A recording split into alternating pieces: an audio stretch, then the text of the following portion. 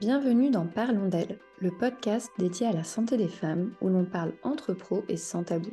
Je suis Alexia et avec Julie, nous avons créé la FAP, une académie en ligne pour accompagner les professionnels du sport et de la santé. Au cœur de chaque épisode de ce podcast, nous explorons diverses facettes de la santé des femmes. Nous croyons fermement en la puissance de la collaboration interdisciplinaire. Nous sommes convaincus qu'en rassemblant les connaissances de divers experts, nous pouvons offrir une meilleure prise en charge à nos patientes et clientes. Chaque épisode est une opportunité d'apprendre des conseils pratiques, de mettre en lumière l'importance d'une approche holistique et des informations précieuses que chaque professionnel pourra appliquer dans sa propre pratique. Découvre des interviews stimulantes avec des professionnels éminents de la santé féminine, ainsi que des partages d'expériences et des histoires inspirantes. Ensemble, construisons un avenir de santé féminine global, équilibré et interdisciplinaire. Bonjour Bernadette, bienvenue sur le podcast, ravie de vous accueillir. Je suis vraiment enchantée de pouvoir échanger aujourd'hui avec vous autour de différents sujets, de votre parcours, de tout ce qui vous a amené en fait à être aujourd'hui la représentante du périnée. Quand on parle périnée à toutes les femmes, il y a toujours Bernadette de Gasquet qui arrive grâce au livre, mais grâce aussi à des formations, etc. On va pouvoir en parler aujourd'hui. Et en tout cas, moi, ce qui m'intéresse pour commencer, c'est quand on vous demande de vous présenter, qu'est-ce qui vient en premier? Parce que vous avez tellement de casquettes. Si je veux mettre en avant la médecine, je dis médecin et professeur de yoga. Si je m'adresse plutôt à des mamans, je dis dans l'ordre maman, professeur de yoga et médecin. Voilà. Médecin étant venu après. Et justement, comment est-ce que le yoga est rentré dans votre vie? Parce qu'aujourd'hui, c'est vrai qu'on en parle beaucoup du yoga. C'est vraiment une pratique qui est très répandue en Occident, en Europe. Mais comment est-ce que le yoga est rentré dans votre vie avant la médecine même? En fait, c'est en arrivant à Paris, je me suis mariée très jeune, à 20 ans, mon mari a été muté à Paris et à la fac, j'étais en fac d'économie, on avait des cours de gym. Je détestais la gym à l'école et le prof commençait à introduire un tout petit peu de yoga. On était en 67. Voilà. Et ça, j'ai dit, ah, ça pourrait m'intéresser parce que ça a un sens. Parce que courir autour de la cour de récré, franchement, je voyais pas trop de sens. Euh, voilà. Et j'ai commencé à pratiquer, à trouver un cours régulièrement. Et ça me correspond. Ça me correspond en tant que rythme, en tant que recherche, pas seulement de faire du muscle, mais des choses plus intérieures aussi. Voilà. Donc j'ai commencé, et puis mes collègues de bureau m'ont dit, puisque tu fais du yoga, est-ce que tu pourrais pas nous relaxer là un petit peu à midi? Et ça m'a beaucoup intéressée d'enseigner comme ça. C'était improvisé pour moi. Du coup, je me suis formée comme professeure de yoga. Et en plus de mon travail, donc, qui était à l'époque au télécom et dans l'économie, j'avais créé la section de yoga de la SPTT. Ouais, je faisais faire du yoga aux gens des PTT, mais ça me plaisait bien. C'est Voilà. génial. C'est Et génial parce qu'il y a puis, déjà cette fibre finalement d'entreprendre et de transmettre. Dès le début, en fait. oui, oui, j'ai toujours, et mon premier job était dans la formation, à l'économie, mais dans la formation. Effectivement, j'ai toujours bien aimé ça, la transmission. Et donc, tout a commencé la partie aujourd'hui, un peu autour du périnée, de la maternité, avec effectivement mes deux premiers bébés. Donc, j'ai eu un premier enfant en 73 et par le hasard des choses, enfin, on était seuls, hein, le papa était interdit en salle d'accouchement, on savait qu'on serait seuls. Il n'y avait évidemment rien contre la douleur, c'était l'anesthésie générale ou rien. Et, euh, et ce jour-là, il y avait beaucoup, beaucoup de monde qui criait partout, les sages-femmes couraient, c'était, voilà. Et moi, j'étais au fond du service, il n'y avait plus de place, et sur un lit, toute seule, perdue. Mais c'était un bébé que j'avais attendu longtemps et j'étais heureuse. voilà, d'être enceinte, d'avoir un bébé. Bon, c'était une période où la PMA, tout ça n'existait pas et voilà, il n'y avait pas grand-chose qui existait. Donc, je me dis, le travail allait doucement, mais tranquillement, mais j'étais sur un lit toute seule, pas perfusée, rien, rien, quoi. Les sages-femmes couraient partout et passaient toutes les heures, regardaient comment ça allait et je me disais: «C'est pas le moment de les déranger, vraiment pas, elles ont pas le temps». C'était, pas sans douleur, mais très supportable par rapport aux hurlements que j'entendais dans les couloirs. Je me disais: «Ça va peut-être devenir plus dur tout à l'heure». Voilà, j'étais sur le côté parce que j'étais mieux, mais j'avais aucune idée de ce qui allait se passer. Ouais. Et finalement, là, à un moment donné, j'ai vraiment eu la sensation du bébé entre les jambes et du bassin qui s'agrandit, qui s'écartèle un peu et j'étais toute seule. Voilà et c'est vrai qu'à ce moment-là, il y a un monsieur qui est passé, qui était pas du tout, médecin, qui était plombier ou électricien, je sais pas, il avait une blouse grise. Il m'a dit: «Non, non, mais je peux rien pour vous madame». J'ai dit: «Mais appelez s'il vous plaît la sage-femme» et elle m'a retournée sur un bassin, le bébé est sorti. Donc finalement, j'ai pas du tout poussé. Mais j'avais pas été préparée spécialement, donc je pensais que c'était toujours comme ça. Voilà et puis donc par, le voilà, les rencontres avec, la deuxième équipe pour mon deuxième bébé, donc au NIDA, j'ai été amenée enfin à discuter avec des médecins, des sages-femmes qui avaient connu, des sortes d'ateliers, on était post-68, hein, donc de gestalt, primal, et cetera et qui m'avaient expliqué que le fait de ces ateliers leur avait permis de mieux comprendre les femmes qui accouchent, parce que pour un soignant, on travaille sur le patient, on ne travaille pas sur soi. Donc, madame, détendez-vous que je vous examine. Et pourquoi elle ne se détend pas? Donc là, ils ont compris des choses en étant eux-mêmes exposés dans leur corps à des situations un peu rocambolesques, hein, quatre pattes en train de crier, de pousser des cris de bête pour faire des expériences. Et donc ils m'ont dit, ben, ça a changé notre rapport au patient. Et là, je me suis dit que effectivement, faire du yoga au télécom, c'était intéressant, mais qu'il fallait que les gens qui travaillent sur le corps des autres fassent un travail sur leur corps. Donc, j'ai pris mon téléphone, mais je n'étais pas connue, le yoga n'était pas connu, et je me suis retrouvée par une standardiste qui m'a passé à quelqu'un qui était un peu original. Et je me suis retrouvée avec une obstétricienne psychanalyste à Bodlock, c'est Madame Ganotti, et en fait, qui m'a dit: «Bon, je pense que dans le yoga, il y aurait des choses pour la douleur de l'accouchement». Moi, je savais pas, enfin, j'avais pas du tout pensé à ça et pour moi, la maternité, c'est quelque chose où il y a des dangers, des choses, on ne peut pas faire n'importe quoi. J'avais aucune notion de ce qu'on peut faire, pas faire. C'est évidemment pas dans le yoga des origines qu'on parle de ça, parce que c'était pour les hommes. Donc j'ai dit: «Ben, je me sens pas du tout capable de faire des cours à des femmes enceintes» et elle m'a dit: «Bon, je réunis les sages-femmes et voilà, vous nous proposez des choses et nous, on vous dira s'il y a des risques, si on discute de ça». C'était en 78 et j'avais eu entre-temps ma deuxième enfant qui était, bébé en siège et deuxième siège, ça va très vite. Donc je suis arrivée très, très avancée dans mon travail. La sage-femme m'a installée et elle est sortie pour chercher le médecin parce que c'était un siège. Bon. Mais le temps qu'elle arrive, bébé était dehors, j'ai il a failli tomber de la table. Juste arrivée pour l'attraper. Donc en fait, je n'ai jamais poussé. Ça pousse, c'est tout de l'intérieur, voilà.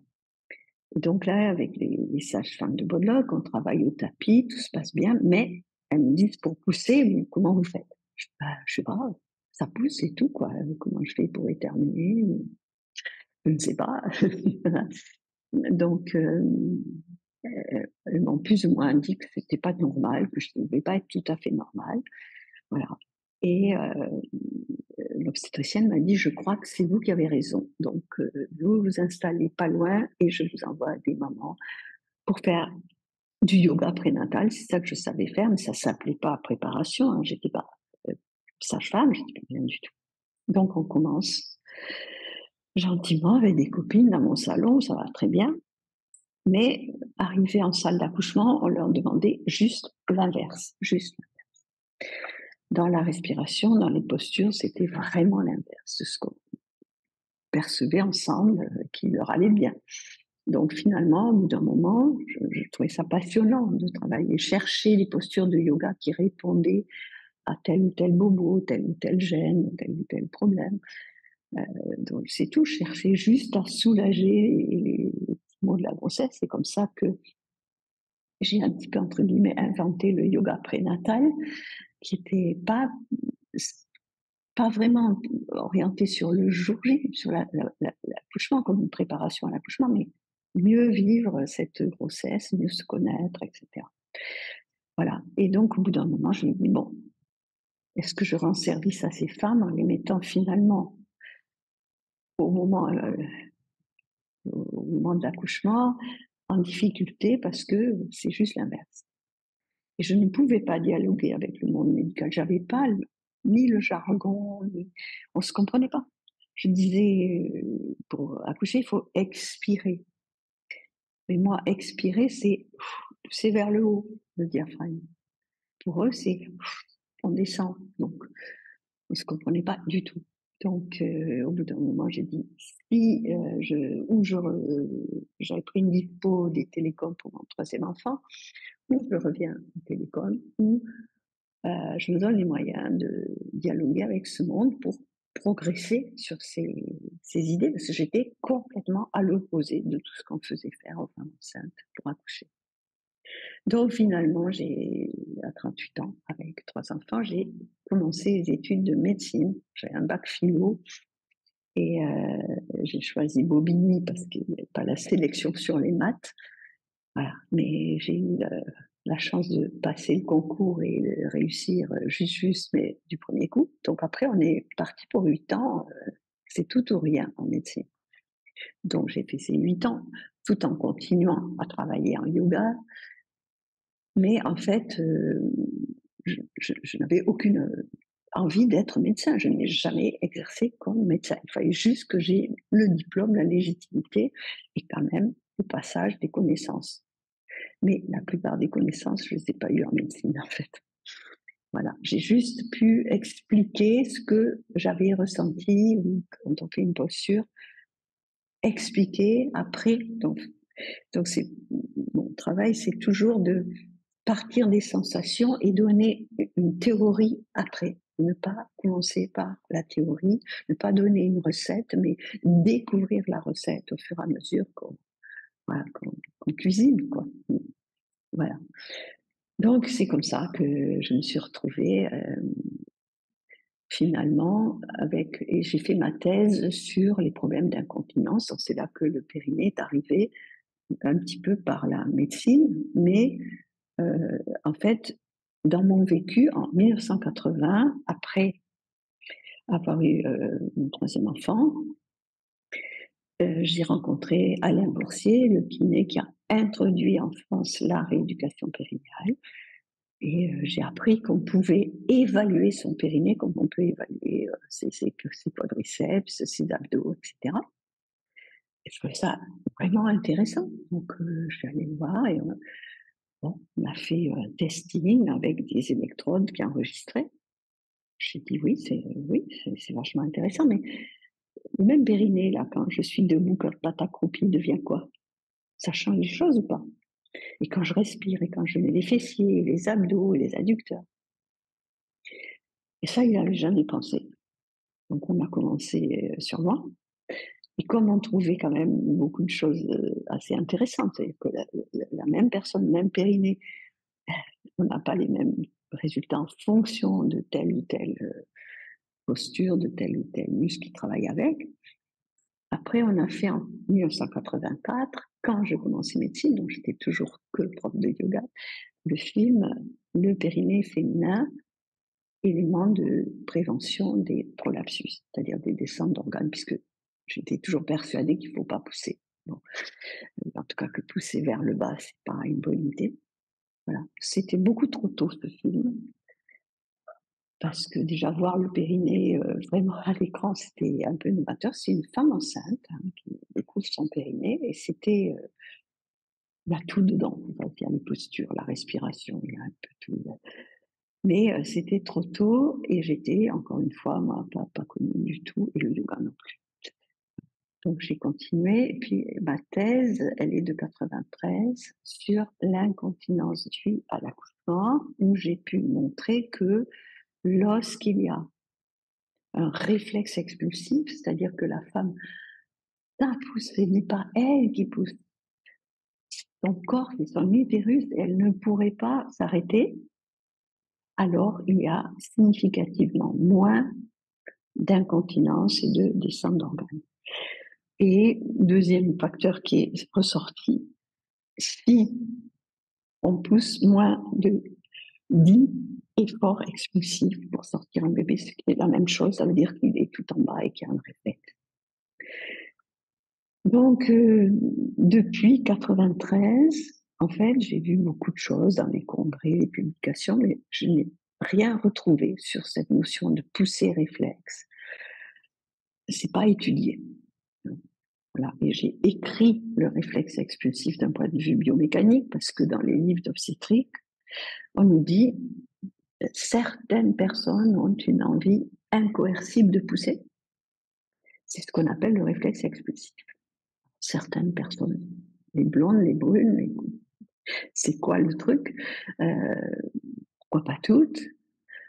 C'est pas du tout. Et comment ça marche? Ce n'était pas du tout explicité. Donc voilà. Et puis après, j'ai commencé à faire beaucoup de formations avec les sages-femmes au départ, les sages-femmes bien suivies. Et je dois dire que le monde des médecins, des obstétriciens, en fait, on n'a jamais été en opposition, puisque moi, je ne suis pas obstétricienne, je ne vais pas prendre leur place. Et tout ce que je fais est sécuritaire. Je ne veux pas prendre de risques. Donc, ça ne peut être que du plus, que du confort, que de la physiologie. Et quand ça ne va pas, on passe la main, voilà. Et donc, les sages-femmes se retrouvaient bien avec moi et les médecins n'ont pas mis d'opposition parce que je ne racontais pas des choses abracadabrantes, que je n'arrivais pas en disant vous êtes faux. Voilà, et j'avais quand même payé cher, j'avais quand même fait 8 ans de médecine, plus un an de thèse pour pouvoir causer. Donc, il y a un certain respect de la part du monde médical qui fait que j'ai pas d'opposition. Voilà. Mais ça ne veut pas dire que tout se passe très bien. Hein. Mais en tout cas, beaucoup de sages-femmes ont adhéré à cette idée que même avec une péridurale, la femme peut aider son bébé à naître, peut protéger son périnée. Voilà. Et par la suite, j'ai rencontré une ostéopathe, parce que je suis dans le diplôme universitaire de mécanique obstétricale, qui, elle, son truc, son obsession, c'est limiter les contraintes sur la tête du fœtus. Et moi, c'est limiter les descentes d'organes. Et on a fait ensemble un modèle biomécanique materno-fœtal. La mère et l'enfant. Est-ce que ce qui est bon pour la mère, c'est bon pour l'enfant? Ou bien est-ce que c'est l'un ou l'autre? Voilà. Et en fait, on a eu quand même beaucoup de chance que dans le DU, on nous accepte. On n'est pas obstétricienne ni elle ni moi.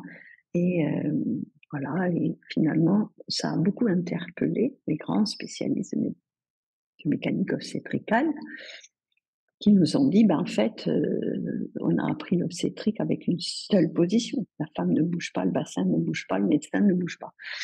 Donc, c'est le bébé qui doit tout faire. Et on va essayer à tout prix d'adapter ce bébé, de le faire tourner, ont cette obsession de faire tourner les bébés, alors que c'est beaucoup plus simple de faire tourner la maman. Voilà. Et que ça se passe beaucoup mieux si on ne cherche pas à tourner à tout prix des bébés. Ce qui est une tendance aujourd'hui, et ça se vend très bien, on va faire tourner tous les sièges, on va faire tourner le bébé postérieur, voilà. Mais pourquoi? Pourquoi lui infliger? C'est une violence souvent. Donc pourquoi pas adapter la mère? Et ça, bon, ça commence, mais c'est pas encore gagné. Bon, ça fait jamais que 40 ans, donc voilà. Donc Exactement. voilà, un petit peu l'origine. Et après, donc j'ai eu une consultation de périnéologie à la maternité des Bleuets pendant 10 ans, qui était une première aussi. Juste des problèmes de périnée. C'est la seule activité médicale que j'ai eue, consultation de périnéologie.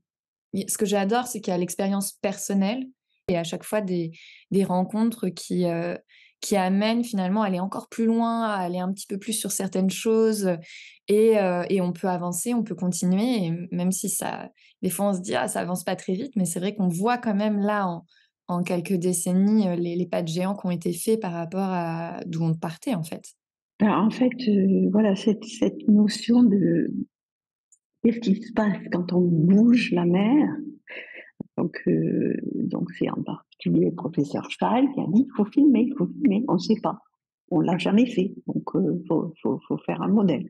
Alors faire de la recherche en médecine, c'est difficile, hein, parce qu'on va pas dire: «Bah, vous restez à droite, vous restez à gauche, quoi qu'il arrive».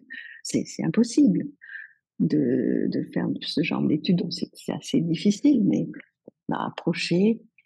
Alors je suis pas du tout, enfin, satisfaite au sens total de ce que j'aurais voulu, bien sûr. Mais déjà, ça fait quelques années qu'on ne voit plus une femme pendant 10 heures dans la même posture sur une table d'accouchement. L'idée de bouger, l'idée des ballons que j'ai introduits en salle d'accouchement en France, via la Belgique, avec les Belges travaillaient sur les ballons suisses, entre guillemets, et bon, cette mobilité, les postures pendant le travail, même avec péridurale, parce que je ne veux pas qu'on dise que la péridurale empêche de bouger, c'est pas vrai. Et on peut continuer à aider son bébé quand on a une péridurale, même parfois c'est un moyen indispensable parce qu'il y a des mamans qui sont complètement débordées par la douleur, la violence du truc, hein. Donc, bon, c'est un outil, et donc, même avec une péridurale, même dans une salle d'accouchement ordinaire, pas seulement la salle nature, la seule de l'hôpital, on peut faire plein de choses en fait. Et ça, je pense que pendant le travail, la mobilité, c'est passé dans les mœurs. Ouais. Maintenant, la, la poussée, la fin, tout à fait, la position d'expulsion, il y a encore un peu de mal, mais des postures comme le côté, les quatre pattes sont devenues beaucoup plus pratiquées. C'est pas la majorité, mais c'est plus du tout le truc extraterrestre, hein. Ouais, Donc, totalement. Et le donc ça, mouvement aussi, hein, moi je le vois, je pense que ça le fait justement d'avoir introduit le yoga prénatal et de se dire: «Mais en fait, une femme enceinte peut bouger, c'est dans son intérêt pour sa santé à elle, pour la santé de l'enfant» et en fait, finalement, de réintroduire du mouvement, de la mobilité dans du médical qui finalement était un peu figé à l'origine. alors oui, c'est un peu, disons, voilà, il y a une position, il n'y en a qu'une, il y a qu'une manière de pousser, et cetera, et finalement, on peut bouger de beaucoup de façons, et quand on est enceinte, on peut bouger beaucoup de l'intérieur, et c'est ce côté qui est spécifique au yoga. C'est pas courir, c'est pas juste, sauter partout, c'est ce lien avec l'intérieur, avec les mouvements du bébé, avec, la respiration, la circulation. Donc, le travail, c'est l'utérus qui va le faire, hein, c'est pas mais on peut aider l'utérus à travailler, Ouais, et totalement. parfois, c'est justement en étant complètement détendu, voire en dormant. Voilà, aller chercher les postures où je suis mieux, où je peux mieux respirer, où mon bébé bouge bien, ne trépigne pas, voilà, Mais mon bébé va bien le jour d'accouchement puisqu'on peut enregistrer s'il va bien, et parfois il suffit de changer de côté et le bébé va mieux ou au contraire. Donc oui, c'est ça, c'est chercher la posture, ou le mouvement qui va être le plus adapté à la mère et à l'enfant, à ce moment-là. Et il y a aucune recette, aucune recette. Bah, si ce n'est, C'est finalement de se connaître, de s'écouter et de se faire confiance.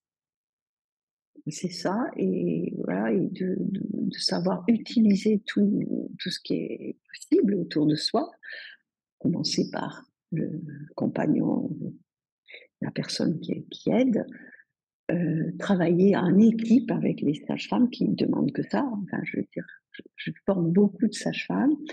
Elles n'ont pas le temps de proposer, de faire des choses aux femmes, mais quand un couple se prend en charge et fait des choses, elles sont ravies et elles vont l'aider, elles vont aller dans le sens. Il n'y aura jamais une opposition. Mmh. S'il y a une opposition, elle est fondée, elle est expliquée. C'est qu'il y a une raison pour le bébé. Mais elles sont ravies, les sages-femmes, quand un couple bouge, qu'il y a des massages, qu'il y a des bercements, qu'il y a des respirations. Mmh. C'est Ouais, vraiment un j'imagine. travail d'équipe. C'est terminé pour l'épisode du jour, on espère qu'il t'a plu. N'hésite pas à nous laisser un commentaire ou à le noter et on te donne rendez-vous la semaine prochaine pour un nouvel épisode.